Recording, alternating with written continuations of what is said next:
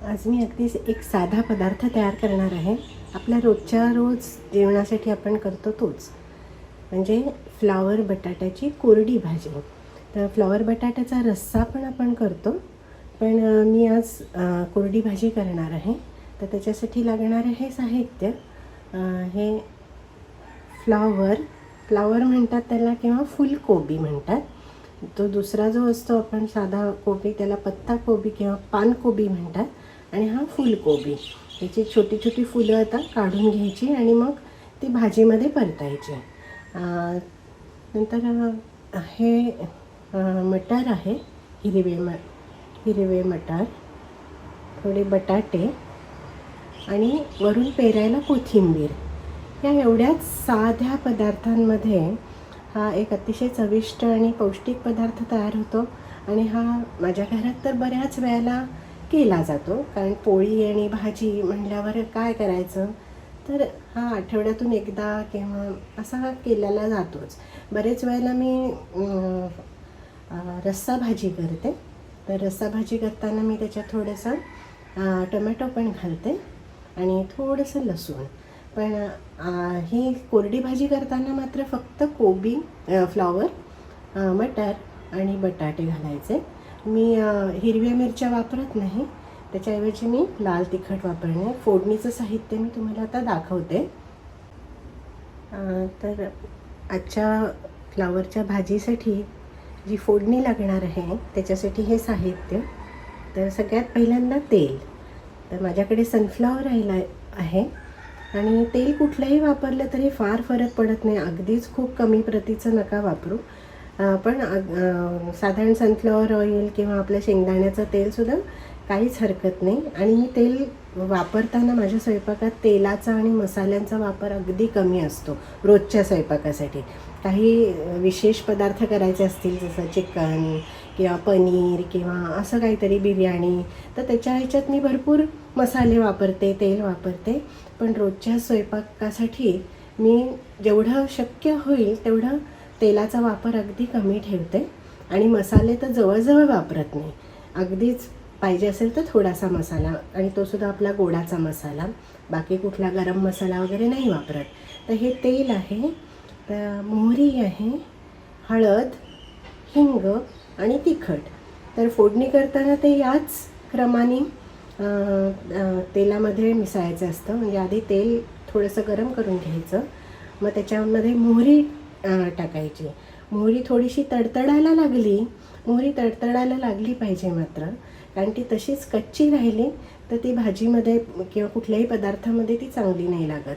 त्यामुळे गरम तेलामध्ये मोहरी टाकली की अशी तडतडायला पाहिजे.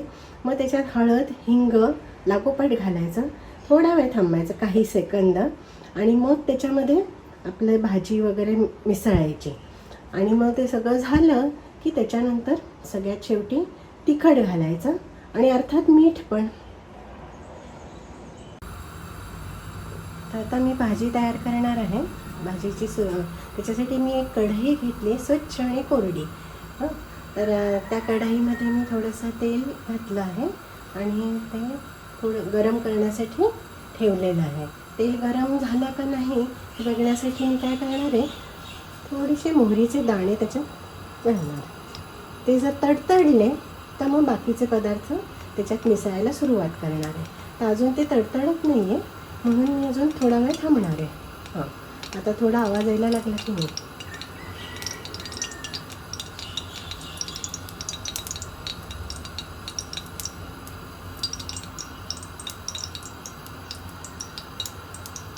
अजून गरम व्हायला पाहिजे ते मोहरी अशी तडतडायला पाहिजे. त्याच्यानंतर मग त्याच्यात मी बाकीचं साहित्य मिसळायला सुरुवात करणार आहे. तर हे तेलात असं का असं होतं माहीत नाही. ते असं तेल गरम झालेलं होताना तडतडतं, याचा अर्थ त्याच्यात थोडंसं पाण्याचा अंश आहे असं असतं ना. त्यामुळे फोडणी वगैरे तयार करताना नेहमी काळजी घ्यायची की पूर्ण स्वच्छ कोरडी कढई घ्यायची. हे बघा, आता ती मोहरी थोडीशी तडतडायला सुरुवात झालेली आहे.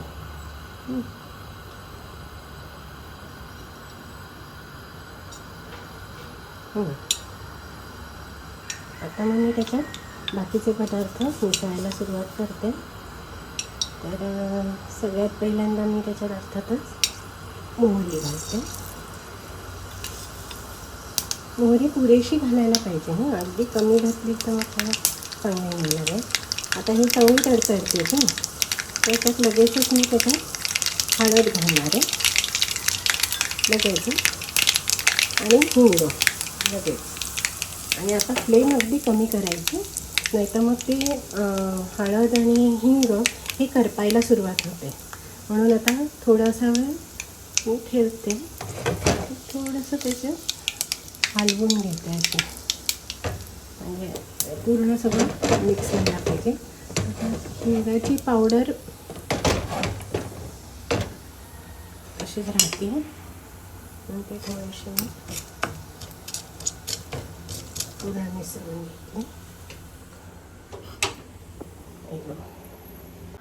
चला, आता आपली फोडणी तर चांगली तयार झालेली आहे की नाही, बघताय ना. तर त्याच्यात मी हे बटाटे हे असे निथळून ठेवलेले होते चाळणीमध्ये, त्याच्यातलं पूर्ण पाणी जाण्यासाठी. तर ते मी आता याच्यामध्ये मिसळते.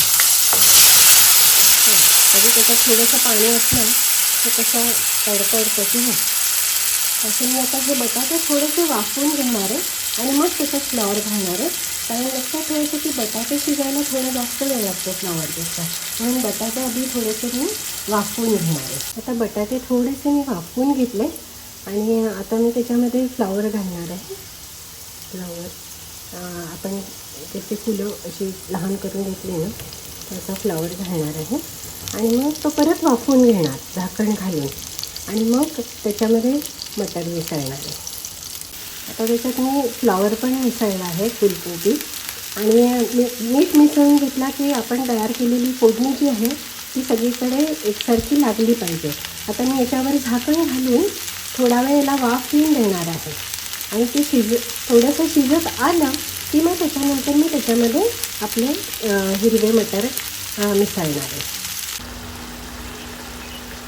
आता भाजी चांगली वाफवली गेली आहे, वाफेवर चांगली शिजली आहे. असे अजून पूर्ण नाही शिजलेली पण शिजत आलेली आहे. तर मग आता मी त्याच्यामध्ये हिरवे मटर मिसळणार आहे. हे असं हिरवे मटर घातल्यानंतर मी ते परत एकत्र करून घेते आधी असे, आणि त्याच्यानंतर आणखी थोडीशी मी वाफ येऊन देते त्याच्यावर आणि मग त्याच्यात सगळ्यात शेवटी तिखट, मीठ आणि साखर एवढंच मला आता मिसळायचं आहे. त्याच्यात काही मसाला वगैरे मी वापरत नाही, त्यामुळे अशीच भाजी आपली तयार होणार आहे. आता ही भाजी पुरेशी शिजत आलेली आहे.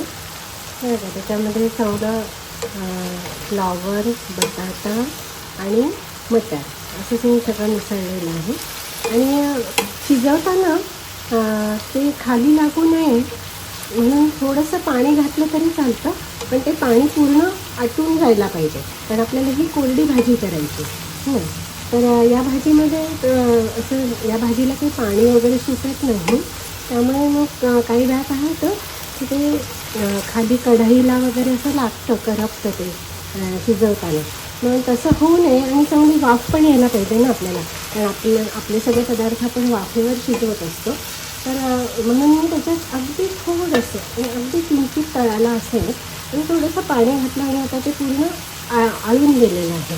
आता मी त्याच्यामध्ये तिखट घालणार आहे. तिखट तुमच्या चवीनुसार घाला, मी खूप कमी वापरते, आमच्याकडे तिखटाचं जरा प्रमाण कमी असतं सगळ्याच पदार्थांमध्ये. थोडंसं असं पसरून सगळीकडे घालायचं म्हणजे अंदाज बरोबर येतो आपल्याला. त्यानंतर मीठ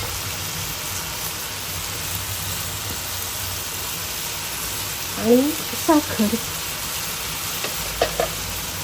साखर एवढी नाही घालायची, थोडीशी जास्त साखर नाही घालायची. आणि आता हे सगळं मीठ एकत्र मिक्स करायचं आणि आणखी थोडीशी वाफ द्यायची. ही भाजी पूर्ण आता जवळजवळ घालून शिजलेली आहे व्यवस्थित.